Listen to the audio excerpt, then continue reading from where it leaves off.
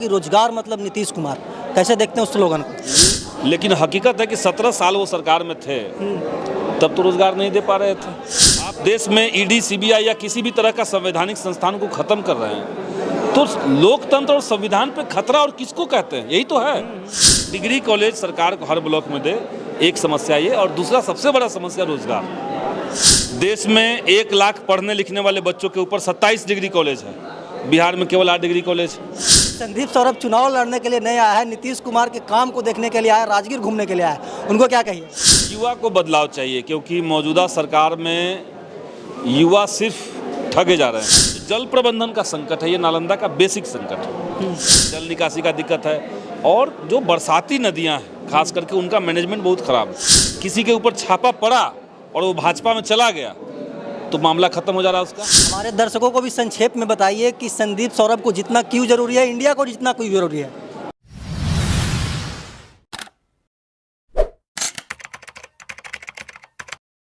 नमस्कार, प्रणाम, मैं अमित चौरसिया और आप देख रहे हैं नालंदा दस्तक। हमारी मौजूदगी है नालंदा लोकसभा क्षेत्र के इस्लामपुर बाजार में और यहाँ पे इंडिया गठबंधन से समर्थित उम्मीदवार संदीप सौरभ जी का कार्यकर्ता सम्मेलन समारोह था और यहाँ पे पूरे प्रखंड से, पूरे जिले से लोग आए थे इनको सुनने के लिए।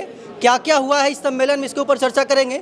और हम आपको जानकारी के लिए बता दें कि इंडिया गठबंधन के उम्मीदवार हैं नालंदा के सांसद का और अभी पालीगंज के मौजूदा विधायक हैं। माले से इनको टिकट मिला, हम इनसे वार्तालाप करते हैं कि आखिरकार क्या वार्तालाप हुई है और क्या लड़ाई है। सबसे पहले तो स्वागत होगा संदीप भाई। जी बहुत बहुत शुक्रिया, धन्यवाद। आज का जो सम्मेलन रहा, हजारों लोगों की भीड़ थी, क्या क्या दिशा निर्देश दिए अपने कार्यकर्ताओं को? देखिए, कार्यकर्ता लोग पहले से तैयार थे, सबको एकजुट करना, संगठित करके और अलग अलग पंचायतों में टीम निकाल करके अभियान चलाना, बूथ स्तर पर टीम को तैयार करना, इसके लिए बातचीत हुई। और बाकी जो बिहार के सामने, देश के सामने जो चुनौतियां हैं और क्यों इस चुनाव में महागठबंधन को, इंडिया गठबंधन को जीतना ज़रूरी है, इन्हीं मुद्दों पर चर्चा हुई है। हमारे दर्शकों को भी संक्षेप में बताइए कि संदीप सौरभ को जितना क्यों जरूरी है, इंडिया को जितना क्यों जरूरी है?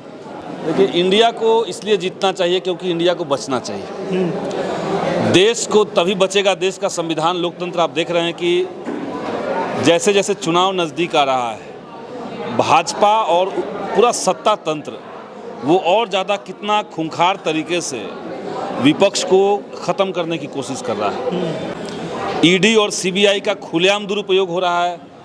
आज तक भाजपा की सरकार आने के बाद से एक बार भी ऐसा नहीं हुआ कि भाजपा के किसी नेता या भाजपा समर्थक किसी व्यापारी के ऊपर ईडी या सीबीआई का छापा पड़ा हो, एक बार भी नहीं हुआ। और किसी के ऊपर छापा पड़ा और वो भाजपा में चला गया तो मामला खत्म हो जा रहा है उसका। तो इतना भयानक दुरुपयोग विपक्ष को मिटाने के लिए सत्ता का, ये कभी नहीं था। हमने देखा कि देश का जो सुप्रीम कोर्ट होता है उसका चीफ जस्टिस, उसने एक वर्डिक्ट दे दिया इलेक्टोरल बॉन्ड के मामले में। तो सीजेआई को धमकी देने के लिए 600 वकीलों से चिट्ठी दिलवाया गया और देश का प्रधानमंत्री ने ट्वीट किया उसको। यानी प्रधानमंत्री सीजेआई को धमकी दे रहा है कि हमारे खिलाफ आप निर्णय नहीं दे सकते। चुनाव आयोग में 3 लोग रहेंगे, 2 लोग मोदी जी के जेब से निकल रहे हैं। तो ये जो देश के अंदर मीडिया आपने कब्जे में ले लिया, सीजेआई को आप धमकी दे रहे हैं, आप देश में ईडी, सीबीआई या किसी भी तरह का संवैधानिक संस्थान को ख़त्म कर रहे हैं, तो लोकतंत्र और संविधान पे खतरा और किसको कहते हैं? यही तो है। तो ये इसलिए इंडिया गठबंधन को जीतना ज़रूरी है। देश बचेगा और देश बचना ज़रूरी है और इंडिया गठबंधन को जीतना भी ज़रूरी है। अच्छा, इसके पहले जब हम आपका साक्षात्कार कर रहे थे तो उस समय हमको लगता है कि 1-2 दिन नालंदा घूमे होंगे, अब लगभग 1 महीना हो गया घूमे हुए। क्या क्या कमी है और क्या क्या शिकायत मिलता है जब क्षेत्र में निकलते हैं तो संदीप जी? देखिए, नालंदा की जो स्पेशल अलग से कोई कमी मैं कहूँ तो अंतर्राष्ट्रीय ख्याति वाली जगह है नालंदा, और यहाँ पे युवाओं को रोज़गार के उस तरह से मौके नहीं हैं। जल प्रबंधन का हमने देखा कि ज़बरदस्त कमी है यहाँ पे।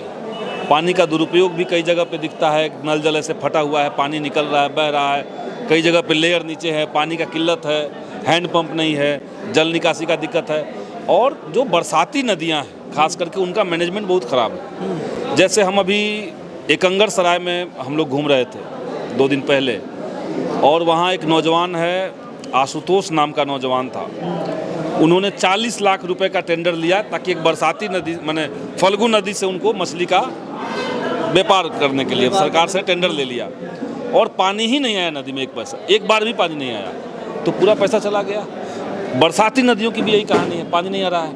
तो ये जो जल प्रबंधन का संकट है, ये नालंदा का बेसिक संकट है। किसानों का फसल में आग लग जाना और केंद्र के तमाम घोषणाओं के बावजूद प्रधानमंत्री फसल बीमा योजना जमीन पे लागू नहीं होना, किसानों को कोई मुआवजा नहीं मिल रहा है, वो दर दर की ठोकर खा रहे हैं, वो ब्लॉक में जा रहे हैं, वो जनप्रतिनिधियों के पास जा रहे हैं। तो ये समस्या है नालंदा में। सिंचाई की समस्या कई जगह पे हमें दिखी, कई जगह पे बेसिक इंफ्रास्ट्रक्चर, गांव में पुल का समस्या, गांव जो है वो अभी तक कनेक्टेड नहीं है मुख्य सड़क से, तो ऐसी भी समस्याएं हैं। तो जितनी जगह हैं उतनी अलग अलग समस्याएं हैं, सबको हम लोग देख रहे हैं, समझ रहे हैं। आप भी एक युवा हैं और युवाओं की टोली आपके पीछे एक मतलब कि ढाल बन करके खड़ा है। युवा लोग क्या शिकायत करते हैं जब गांव में जाते हैं, जब किसी मार्केट में जाते हैं, जब किसी चौक चौराहे पे जाते हैं, तो युवा लोग आपको क्या शिकायत करते हैं? क्या चाहिए, उम्मीद क्या है संदीप सौरभ से? देखिए, युवा को बदलाव चाहिए, क्योंकि मौजूदा सरकार में युवा सिर्फ ठगे जा रहे हैं। युवाओं को उच्च शिक्षा के मौके जो हैं वो नहीं मिल रहे हैं। आप देखिए ना, देश में 17% आबादी देश की जो है वो ग्रेजुएट है। बिहार में 6% आबादी जो ग्रेजुएट है। देश में 1 लाख पढ़ने लिखने वाले बच्चों के ऊपर 27 डिग्री कॉलेज है, बिहार में केवल 8 डिग्री कॉलेज। तो युवाओं को उच्च शिक्षा का मौका नहीं मिल रहा है। सामान्य ग्रेजुएशन करने के लिए भी बच्चों को बिहार छोड़ के बाहर जाना पड़ रहा है। 33% बच्चे ऐसे हैं बिहार के अंदर जो +2 की पढ़ाई पार कर रहे हैं, लेकिन उनके लिए ग्रेजुएशन में सीट ही नहीं अवेलेबल है। तो या तो नहीं पढ़ रहे हैं आगे, या तो बाहर निकल जा रहे हैं। तो एक उच्च शिक्षा की समस्या, इसलिए हमने तय किया है कि नालंदा जिला में जो 20 प्रखंड हैं, हम लोग मांग उठाएंगे कि हर प्रखंड में सरकार को 1-1 डिग्री कॉलेज कम से कम देना पड़ेगा। मतलब कि बेटर एजुकेशन का घोर अभाव है नालंदा में, आप ये बोल रहे हैं? हाँ, जैसे वो सरकार की पॉलिसी में है। नीतीश जी ने पॉलिसी बना ली है कि एक अनुमंडल में अगर 1 डिग्री कॉलेज है तो हम दूसरा डिग्री कॉलेज नहीं देंगे। उनका ये पॉलिसी है। हाँ, उन्होंने ये कह दिया। हम लोग पालीगंज में कितना संघर्ष किए इसको लेकर के। पालीगंज अनुमंडल था, लेकिन उसमें डिग्री कॉलेज नहीं था। तो विक्रम एक अनुमंडल, उसका ब्लॉक है, तो वहाँ डिग्री कॉलेज है, तो नीतीश जी ने मना कर दिया। इस्लामपुर में उसी तरह का दिक्कत है। तो डिग्री कॉलेज सरकार को हर ब्लॉक में दे, एक समस्या ये। और दूसरा सबसे बड़ा समस्या रोजगार का किल्लत इस दौर का सबसे बड़ा चैलेंज है, क्योंकि अगर युवाओं के पास रोजगार नहीं रहेगा तो उनकी पूरी जो क्रिएटिविटी है, समाज में जो पूरा समाज का जो ताना बाना है, शांति प्रियता जो समाज के अंदर होना चाहिए, वो सब बाधित होता है उससे। तो अच्छा, रोजगार की बात कर रहे हैं संदीप जी आप, और कुछ दिन पहले मतलब कि जब डेट अनाउंस हुआ था लोकसभा चुनाव का, उसके 8-10 दिन पहले नीतीश कुमार पूरे बिहार में पोस्टर लगवाए थे कि रोजगार मतलब नीतीश कुमार। कैसे देखते हैं उस स्लोगन को? ये रिदम के लिए लगा दिए थे वो। रोजगार में र आ गया, नीतीश कुमार में र आ गया, तो लगा दिए बेचारा। लेकिन हकीकत है कि 17 साल वो सरकार में थे, तब तो रोजगार नहीं दे पा रहे थे। ये कहिए कि बिहार विधानसभा में महागठबंधन की जब सरकार चल रही थी, तो हम लोगों ने आंदोलन किया, हम लोगों ने संघर्ष किया, FIR भी झेला। उस बीच में हम विधायक रहते हुए FIR झेले, अरेस्ट भी हुए थे। हम लोगों ने इस मुद्दे को बनाया और सरकार को बाध्य किया कि आप रोजगार दीजिए। और तेजस्वी यादव जी का नेतृत्व चल रहा था उस समय, हम लोग लगे, प्रयास किए, और तब बहालियाँ हुई। अन्यथा सरकार में रोजगार का कहाँ बात हो रहा है? जब रोजगार को लेकर के हम लोग 2020 का चुनाव लड़ रहे थे, तो यही नीतीश जी कह रहे थे कि पैसा कहाँ से आएगा, कहाँ से पैसा देगा, अपने बाप के घर से लाएगा, ये सब कह रहे थे ना। जेल से पैसा लाएगा, ये सब कह रहे थे। अब वो कह रहे हैं कि रोजगार मतलब नीतीश कुमार।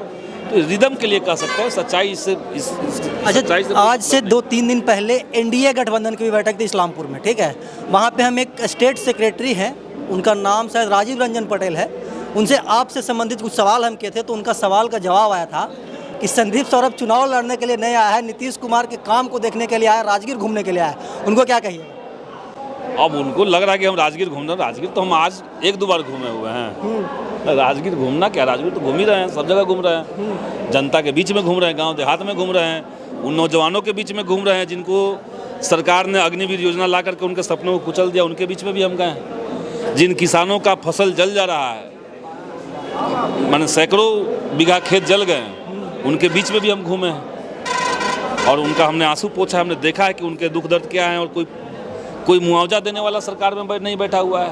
प्रधानमंत्री फसल बीमा योजना के नाम पे देश में क्या चल रहा है? आपने प्राइवेट कंपनियों को हायर किया, सरकारी खजाने से उसको पैसा दे दिया और उसको कोई जिम्मेदारी नहीं है कि वो किसानों को जाकर के मुआवजा दे। फसल का बीमा होना चाहिए, तो देना चाहिए था, कहीं नहीं मिल रहा है। नालंदा से क्या उम्मीद है संदीप जी, आखिरी सवाल? देखिए, नालंदा से जो उम्मीद है उससे ज़्यादा नालंदा के लोग अपना भरपूर समर्थन, सहयोग और प्यार दे रहे हैं। और नालंदा में बदलाव होगी, बदलाव की लहर चल रही है और सब जगह एक माहौल बन चुका है। धीरे धीरे समय आगे बढ़ेगा और ये जो बदलाव की लहर आपको दिख रही है, ये तेज आंधी में तब्दील हो जाएगा और इसमें एनडीए को उड़ जाना है। एनडीए को उड़ाने के लिए पूरा एकदम मतलब कमर कस लें आप लोग? हमने कसर नहीं कसा है कमर, कमर जनता ने कस लिया और जनता जनार्दन होती है। जनता ने अगर तय कर लिया है तो ऐसे में नीतीश जी का तो लोकसभा चुनाव के बाद मुश्किल ही है बचना। उनका पार्टी का जो स्थिति है, भगदड़ मचने वाला है, तो नालंदा से भी उनका सफाया हो जाएगा इस बार। तो क्या लगता है फिर से नीतीश कुमार आरजेडी वाले गठबंधन में आएंगे, क्या कहते हैं? ना, अब वो समय नहीं रहा, वो समय नहीं रहा। सब लोग समझ गए हैं कि वो राजनीति में सिद्धांत विहीनता के पर्याय हो चुके हैं। राजनीति अगर रीढ़ विहीन हो जाए, जिसका कोई विचारधारा ना हो, तो उसको नीतीश कुमार कहते हैं। ये सब लोग समझ गया है। तो नेता पेंडुलम हो सकता है, जनता पेंडुलम नहीं होगा। जनता अभी भी लोकतंत्र और संविधान के पक्ष में खड़ा है। लोग जनता जो है वो महागठबंधन, इंडिया गठबंधन के साथ खड़ा है। जनता पे कितना विश्वास है आपको? अभी घूम रहे हैं तो जनता बोलती होगी। एकदम विश्वास है जनता पे। और हम लोग देखिए सालों भर जनता के बीच में रहने वाले हैं। कोई एसी फ्रिज में रहने वाले आदमी हम नहीं रहे, कभी भी नहीं रहे। जब हम छात्र जीवन में थे तब भी नहीं रहे, जब विधायक बने तब भी ऐसे ही रहते थे आम जनता के बीच में, लोगों के बीच में बैठना, चाय पीना, बातचीत करना। तो अभी भी हम जनता के बीच में हैं, तो जनता की बात हम समझ सकते हैं।